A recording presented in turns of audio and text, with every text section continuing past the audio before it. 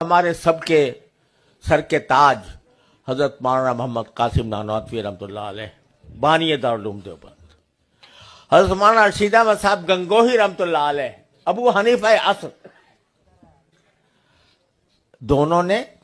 اور پھر حضرت مولانا اشرف علی تھانوی رحمۃ اللہ علیہ، تینوں نے رجوع کیا حضرت حاجی امداد اللہ صاحب مہاجر مکی رحمۃ اللہ علیہ، اور حاجی امداد اللہ صاحب مہاجر مکی وہ تھے جنہوں نے درس نظام بھی پورا نہیں کیا تھا۔ اب ایک مولانا نانوتوی جیسا انسان کہ جس کے علم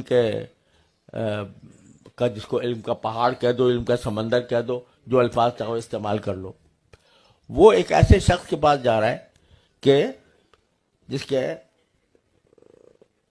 نے پورا درس نظام بھی نہیں پڑھا۔ کیوں جا رہے ہیں؟ اس لیے کہ علم کا ظاہر تو حاصل ہو گیا تھا، لیکن باطن جس کے ذریعے دل سے تکبر مٹ جائے، حب جاہ مٹ جائے، حب شہرت مٹ جائے، حب مال مٹ جائے، وہ اس کے لیے ضرورت تھی کسی کی صحبت کی، تو وہاں گئے۔ اور کسی نے پوچھا کہ حضرت آپ تو بڑے عالم ہیں، وہاں کیوں چلے گئے؟ تو فرمایا کہ بھائی ہماری مثال ایسی ہے، کہتے ہیں ایک شخص ہے، اسے کہو بھائی بادام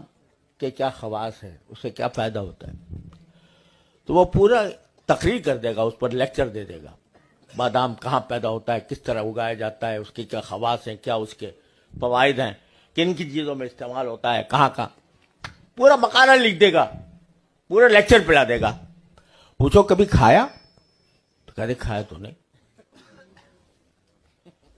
تو ہماری مثال ایسی تھی کہ ہم نے خواص ساری چیزوں کے پڑھ لیے تھے، لیکن کھایا نہیں تھا۔ حضرت حاجی صاحب رحمۃ اللہ علیہ کی خدمت میں گئے تو انہوں نے بادام منہ میں رکھ دیا کہ یہ ہوتا ہے بادام۔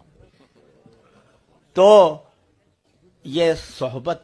اہل اللہ کی، یہ ہے جو ہر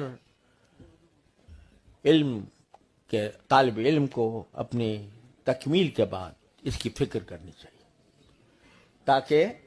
اور جو آج کل تصوف کا پتہ نہیں کیا مطلب سمجھ لیا گیا ہے، اصل چیز یہ ہے کہ جو اپنے باطنی فضائل ہیں وہ حاصل ہوں اور باطنی رذائل سے نجات ملے، تکبر نہ ہو، حب جاہ نہ ہو، یہ ساری چیزیں جو ہے نا، یہ